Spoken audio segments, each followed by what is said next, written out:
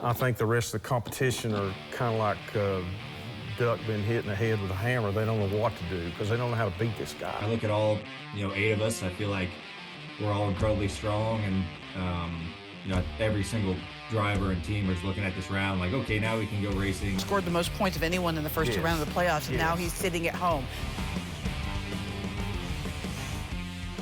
You never know when you're just going to have an off weekend. I've kind of gotten the ability to have the platform that I want, and it is my platform, and I can speak to whatever I feel like talking about. We were in the mix, and it makes it a lot more fun when you're in the mix than you are just struggling and trying to figure out what direction to go. Yeah, it's tough, and sorry for being bouncy the roads here. Especially if you have, the all-you-can-eat buffet every single day of the week. People are going to get tired of it, right? So if it's a special thing, I think people get more excited for it. Hi, Bo! Raise your hand up so she can see it. There you go. So even as a I think it was, all right. Thanks, buddy. Very head-scratching why at the beginning all 4 of us just went instantly straight to the back. We just really struggled. Well, welcome on to the Backstretch. I'm News 5's Heather Williams, and the Charlotte Roval. Kyle Larson absolutely dominated, and it looked like it was going to be kind of one of those conversations like we had at Bristol, where it was like tip of the cap to Larson. He dominated. We cut a few drivers in the playoffs, and we move on. I was actually finished with the day about 7:30, getting in my car, about to head back to Bristol, when I get a text that says, you might want to come back to the media center. The 48 has been disqualified, and he's no longer in the playoffs. And that's when things got interesting, right?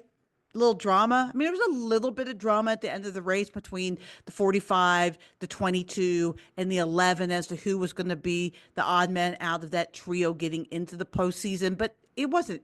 It was a little bit manufactured because the 45 and the 22 went back and forth, but you just kind of knew based on how their cars were and how their drivers did on road courses that the 45 was probably going to get in and the 22 probably was not.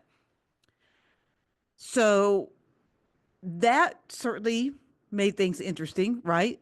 It's not too often that a car gets disqualified from a race, and that also means that they are no longer advancing in the playoffs. And it's really disappointing for Alex Bowman because he had an unbelievable playoffs. He outpointed every other driver in the playoffs just on pure points. He was the man. He was the top guy, the most consistent driver throughout the playoffs. And he's gone for what, and we're going to talk about this with Chris, but basically what the team says was just kind of a mistake, right? They didn't get the weights right, or somebody maybe tried to cheat the system a little bit or whatever it was. And now it's done. I mean, that's devastating for Bowman. I hate to see that, especially with all the questions surrounding his place in Hendrick Motorsports and if he was going to lose his ride and Justin Haley taking his ride or whatever the rumors all that was. Here we are. He was having a heck of a playoff until he wasn't. So I hate to see that. Alex is a good guy and disappointed. Happy for Joey Logano. His streak of odd or even number years being his year is intact up to this point because he gets in instead. His playoff hopes are still alive. So when you look at those final 8 drivers, I could see any one of them winning the championship. I mean, it's just an incredible field of 8. So exciting to see how that goes. We have a lot to talk about with Chris today. We're going to talk about that, of course. We're going to talk about Larson's domination, of course. We're going to look ahead to Vegas and find out who he thinks are the top drivers going into this round. I was asked on the program that I do in Nashville every week to pick my championship 4. So I did pick a championship 4, but I also said with the little caveat, I can see any of these 8 drivers make the championship 4, but just I'll throw it out there just so you know. My championship 4 that I picked were, of course, Larson, Christopher Bell, Ryan Blaney, and Denny Hamlin. But again, I picked those 4 because I had to pick 4. I mean, if you said, no, you can't have Blaney, okay, so then maybe I put in William Byron or Joey Logano, right? It is an incredibly stacked championship 4, and I haven't even mentioned the regular season champ Tyler Reddick, right? There's a lot going on. So and then of course, former champ 2020 champion, Chase Elliott, also in there. So, I guess we'll see how it all plays out. It's definitely going to be dramatic, but we will talk about that with Chris as well. My guest this week is somebody I have going to the Final Four. I have in my championship for the defending champ, Ryan Blaney. Among the things I asked him about is what's it like defending, trying to go back to back? Because now this is real, right? All year it's been, oh, you're the defending champ. You're going to try to go back to back, but you have to get to this point to do that, right? So it's becoming more of a reality at this point. Last year, the defending champ went out in the first round of the playoffs. Joey Logano, done. Bristol, out. So it's a lot more real than it has been the last couple of years for somebody to try to go back to back. So fascinating conversation with Blaney. Always love talking with him. He gives some of the most insightful and really genuine comments in the garage. So super excited to share that conversation with you. Let's get going.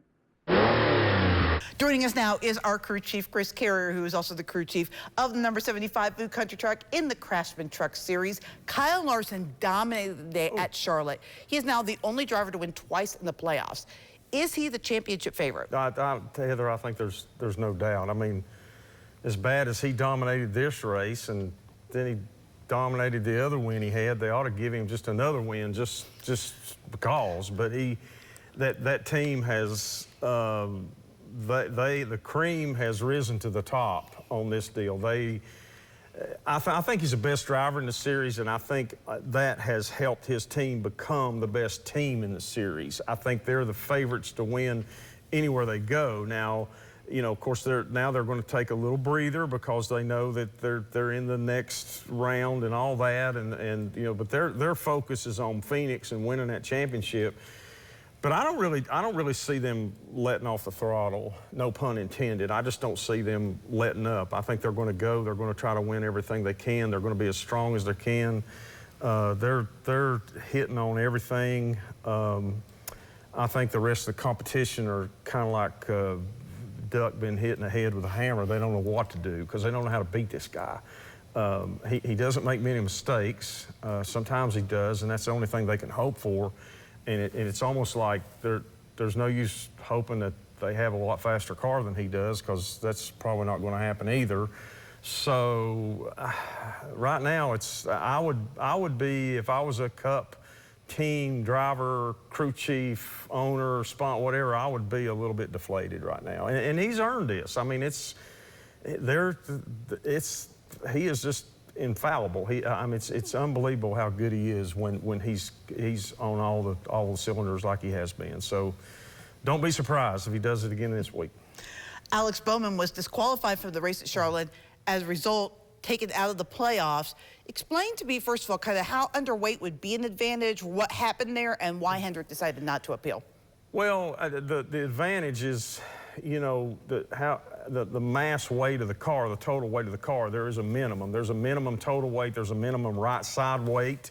There's also, on speedways, there's some more restrictions on max nose weight, rear weight, and max cross weight for different reasons. But the more weight that's in a vehicle, you're trying to, momentum is the key to getting off the corner, going down the straightaway. It's harder for that horsepower to pull more weight down the straightaway. Then when you get to the corner and try to make that curve, if it's an oval, you're just going around left-hand curves, that the weight is more trying to make the car go straight instead of turning. So trying to get all the weight out of the car it's the most fundamental thing you do. I don't know the particulars, Heather, of how this came about. Now, I can tell you, everybody, that they're going to try to get away with the minimum weight they can get away with going across the scales, and they weigh the cars before they go qualify. And in this situation Sunday, I believe they probably weighed the cars again before they lined up to race after qualifying. I'm not sure about that, but it was done either or. And then when you do that, you're going to try to make sure you get away with as least you can. But the rules state, and it has been this way for, I think, as long as I've been involved in it, which is a pretty long time, they allow you, after the race is over, when they reweigh the cars, reweigh the vehicles after the race, post-race, they allow you, I think it's half of 1% of the total weight, which is going to be about 17 pounds. You know, that's what they allow you to be under the minimum weight, and that's because of things like tire wear and burning of engine oil and water, and probably grease in the transmission, rear end, hubs, so on and so forth, and a few things. They built that in, and they always have, because they feel like that's a fair number to say, okay, we're going to give you this after the race. And so the weight that car was after the race was under that, and apparently significant enough to where they're going to say there's no doubt about this. So how that actually happened, I'm not sure, but what I think that say they ran over something or got into the wall or was in a wreck or something like that, and it knocked part of a fender off. Well, that fender weighs a certain amount of, you know, and it could have been a bumper bar, a fender brace, or this, that, or other things that would have come off. I think if that was the case, then NASCAR would have said, okay, we're going to allow for this. Maybe go find whatever fell off and put it on the, you know, lay it back on the car and let them weigh that. And I think that if there was anything questionable, there's no doubt that Hendrick Racing would have appealed this. And the statement that I read, well, I'm assuming it's accurate, from Jeff Gordon, was that we're not going to appeal it. And he called the situation an embarrassing situation. So my gut feeling is that, okay, either there was some kind of human error or some kind of a deliberate intention to try to get away with a little bit less weight than what you're supposed to have. So I don't know which it is. I don't believe there's going to be any more pursuit of NASCAR to say, okay, well, exactly what happened. They're not going to try to microscope this thing. The decisions is made. Pretty big penalty. The 48 had worked his way into the next round of the playoffs, and now he's out. Yeah, scored the most points of anyone in the first two rounds of the playoffs, and now he's sitting at home. So the third round will begin without him. Starts this week at Vegas. Obviously, no Alex Bowman, but who else are you looking for out of the other 7 drivers, other than Larson, to maybe get to the championship for? You know, I still keep coming back to...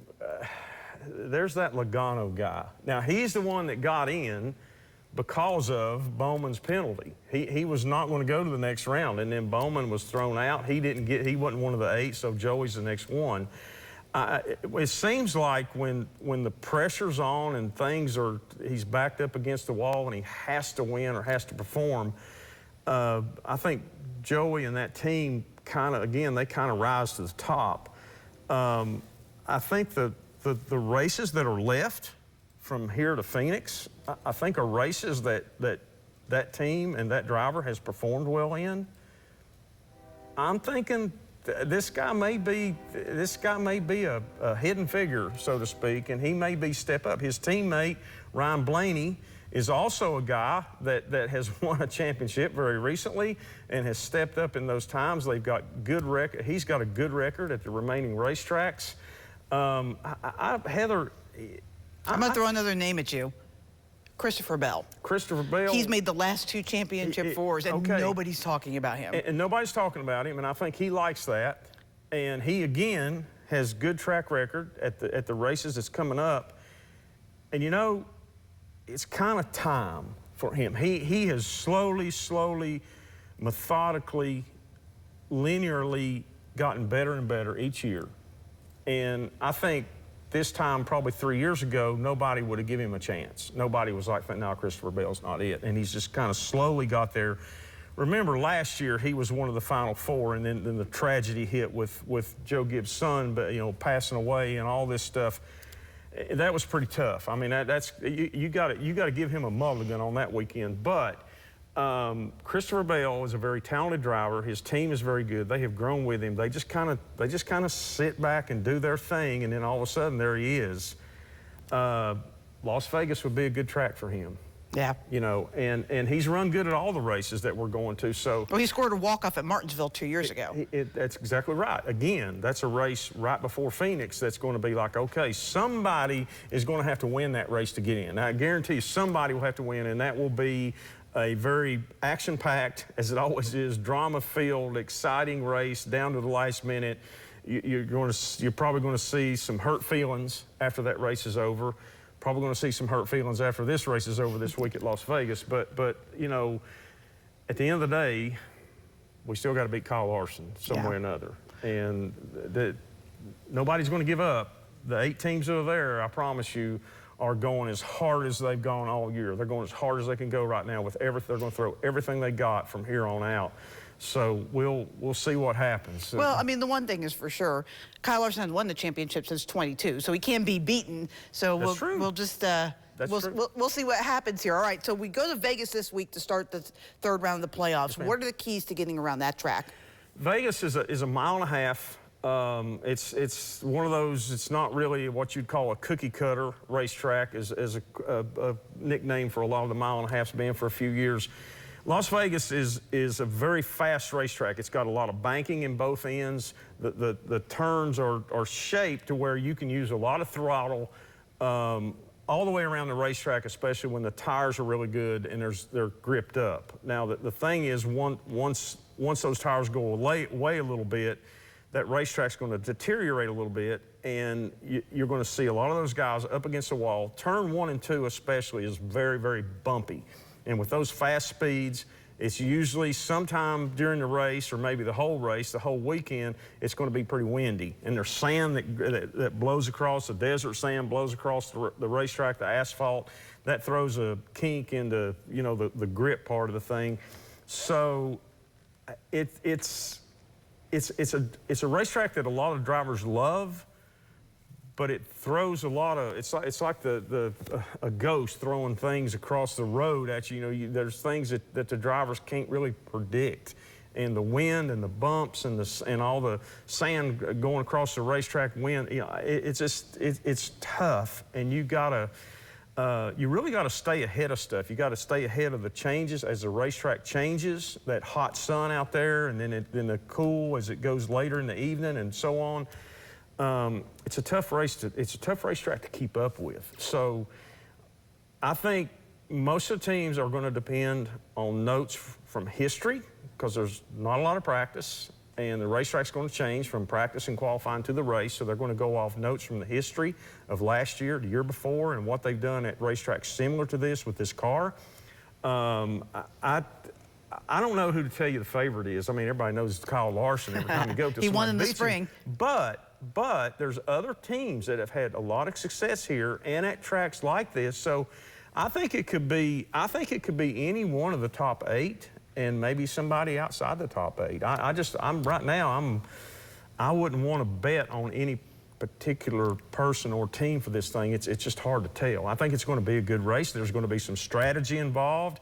The tire wear is not excessive, so there's going to be some fuel mileage, flipping the stages, people looking to gain points one way or another. So will you try to point race and stay out for the stages and get stage points, or will you flip the stages, try to get track position? Same thing with running the last stage. Will you come in early under green and try to beat everybody out when the caution comes, so you can be ahead and try to win the race?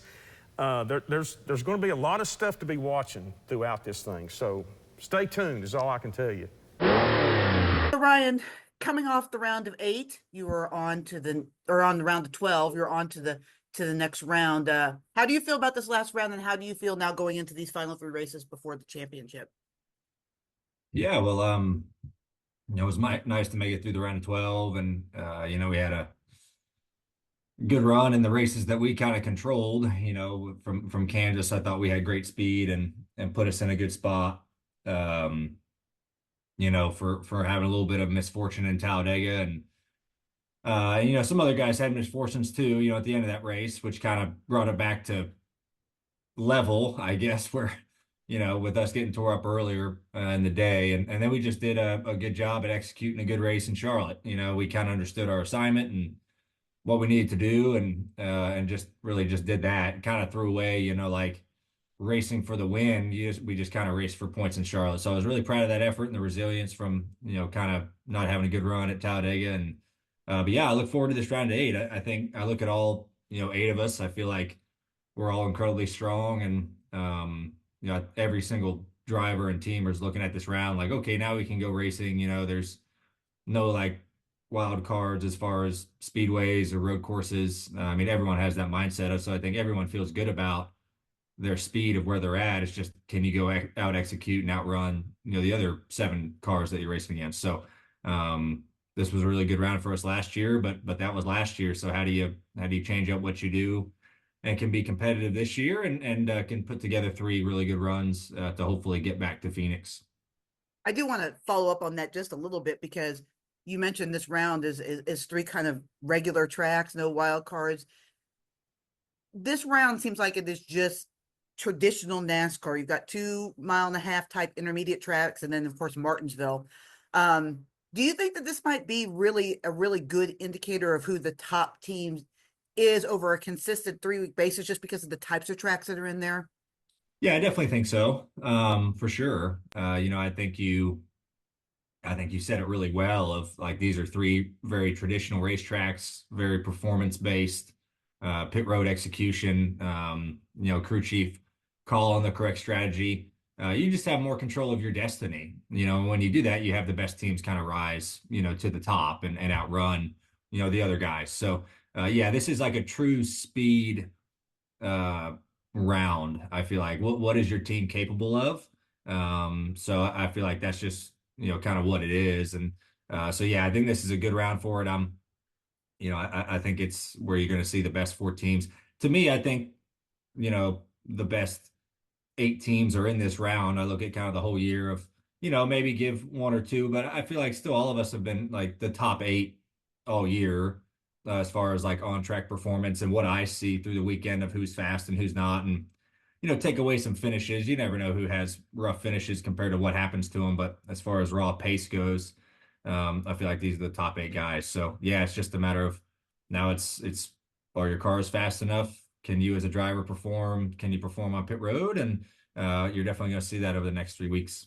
Like you read my mind, because my next question was going to be, statistically, these are 8 of the top 9 teams, and the other was Bowman, who was in and then got disqualified. So are you surprised, as crazy as the first 2 rounds were, that the top team still made it, or is there just these top organizations are just that good? I think these top groups, drivers, teams are just that good. Even with the funky, Atlanta and Talladega, and road courses are so-so. I think those speedways are definitely way more unpredictable, and if you can have a good day or not. But those teams are still going to perform at Bristol and at Kansas in the 2 rounds that are more traditional, and then your road courses, they're still going to perform pretty well. So yeah, I feel like, you're going to have the best teams rise up, and those guys never had any issues. So yeah, they're definitely deserving to be in, all of us. And yeah, so I think it's you still have your best guys. I think some years maybe you have 1 or so make it to the round of 8 that maybe isn't like in that realm. But this year I definitely think that's the case. Yeah, laptop came unplugged. It was about to die, so I apologize. Turned off there real quick. So how much does it make a difference, or does it make a difference for you now that Blaney is, now that Logano is in this final 8? I mean, he wasn't, now he is. Does that help you? Does it take resources away from you, or does it not matter?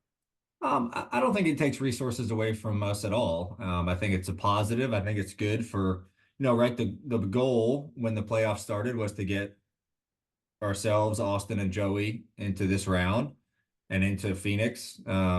The more cars you have, the more opportunity and your odds go up of trying to get to Phoenix and try to win a championship for Team Penske. So I was excited when they got in, that evening, I guess, or maybe it was Monday that like kind of the official ruling was made. But yeah, it was good for that group. It's just good for our whole organization, right? So it fires everybody up who maybe doesn't have like an allegiance to the number, like those guys that work on the 12 car, the 22 car, the 2 car. Everybody else who works for Team Penske, they want all of our cars to run well. So to give them more chances to win a championship and bring that home to our race shop in Mooresville, I think is good. So it doesn't take anything away from either Joey or myself. I think we just lean on each other that much more.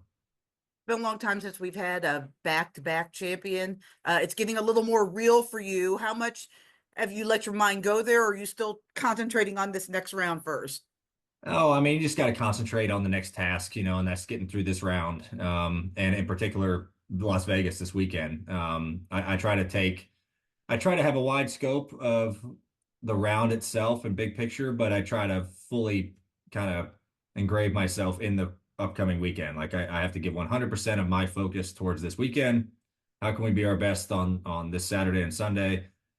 And then once that's over, okay, we're going to move on and see where we're at, and we're going to restack up for the next week. So, yeah, we're still alive. The chance is still there. I don't personally think about it too much instead of, besides, when media and y'all bring it into my ear, like, oh, it could be the first back-to-back champion. I don't think about that. I just try to go win another one, and no matter what it is. So it's nice that we still have a shot. Hopefully we can utilize, the speed that we've had this year and the greatness of this team. This group I'm with is amazing. I couldn't ask for any better people to be around, and they deserve it just as much as I do, from last year. And then, yeah, just all you can ask for is another shot, and that shot is still alive. So Vegas this weekend, what do you guys have to do? Yeah, it's Vegas has been a good track for our group over the years. I think Team Penske in general has been pretty solid. It's a place where I enjoy. We ran third there in the spring. I think we ran fifth or sixth there last fall. It's been a track to where I feel like I always run really well, but we've never been able to get in the victory lane. Just haven't quite had like that top two speed. We've always been like third to fifth, third to sixth speed. So hopefully we can change it. I'm very optimistic about how we're going to be, because I thought we were so good at Kansas, and Kansas, a place that we've struggled as an organization with this new car, and to run as well as all three of our cars did at Kansas. That really gives me hope. So I hope that carries over and we can learn from what we have, at these mile and a half through the year, what we have at Kansas, and maybe apply some things that will put us in the hunt. So this is my last question. Is this a round where you have to win? Or, I mean, because I don't know. There's so many, there have been so many, and I guess in the last round, non-playoff drivers win. Do you have to win in this round, or can you point your way in? How do you approach that? I think you can do it either way. I don't know what the track history was, but I know last year 3 out of the 4 of us won. Me, Bell, Larson won in this round, and Byron got in on points. And that won't surprise me one bit if that happens. You have your 3 winners, and then you have one guy who gets in on points. Or it could be completely different. I never know. You never know how these things are going to play out. I can't really predict that stuff. There's definitely been more non-playoff winners this year than I think we've seen in a little bit. And I don't know why. I mean, I think teams are just really good. I mean, I think you even see, teams that didn't even make the playoffs in general winning races, and it just shows how good they are. And they just barely missed out on making the playoffs. So I don't know. I don't have a good answer for you on that. You just try to do your best each weekend, and whether that's 3 really good weeks, you might be able to get your way in on points. Or if you find yourself in a shot to win, you need to take that opportunity, because you don't know if you're going to get that shot in the next race or 2 races. So I'll take either one, points or win. As long as we get to Phoenix, I'll take either one happily. For my final thought today, I want to talk about Doug Rice. Doug's last ride has been going on all year. If you don't know who Doug is, which I assume that everybody listening to this podcast would know who Doug Rice is. He's the president and the lead anchor for the Performance Racing Network, and he is retiring at the end of the year. Well, the end of the year for him is here now. Las Vegas will be his last race on the radio. I've known Doug now for 20 years. I first met him in a race in Atlanta. I was trying to do a story on PRN. Went to interview him. This is back in the day of tape, right? So I went to go interview him, hit the record button on the tape, and my camera ate the tape. So I didn't get to do that story. I finally got to do that story 10 years later when I moved to Bristol, caught up with him, and actually got to do the story on PRM. But it was a blessing that happened, because I got to meet Doug and have Doug be a part of my life. He's been an incredible cheerleader for my career over the years, always trying to figure out a way to get me in to the Performance Racing Network. And I'm so grateful that 2 years ago that actually happened. And I get to work with that amazing group, got them all in there. But everybody in the garage that's worked in this business long enough probably has a similar story from Doug over the last couple of weeks as his career's kind of winded down. I've got to see all the stories that people have done, read on social media all the stories that people have about Doug. And you would be hard pressed to find anyone in the garage area that would have a bad thing to say about him. He's just such a cheerleader of the sport and for the people that work in the sport and just helping other people. His weekly presence in the garage area is definitely going to be missed, but I'm super excited for him and his next chapter with his lovely wife, Penny, and his grandchildren. And I just think that this is going to be good for Doug. He's probably going to get to watch his Appalachian State Mountaineers a lot more, which I know he loves App State. But I just personally want to thank Doug for all that he's done for my career. He's an icon in the garage. I mean, he's the voice of NASCAR on video games, for heaven's sake. The first time I ever played the NASCAR video game on what the time was the Wii when I had it and heard Doug's voice, I was like, this is the man. He's the man. And I'm certainly going to miss seeing him around the garage area. Working with PRN, he's still staying on, just not on the on-air side. So I will luckily get to have interaction with Doug still, but we're losing a voice of the sport. He is one of the icons of the sport and instantly recognizable as the guy who calls NASCAR. So cheers to you, Doug, on your last ride. I will be listening this weekend at Las Vegas, and can't wait to see what you and Penny get to do in the future. That will do it on the Backstretch. We'll see you next week.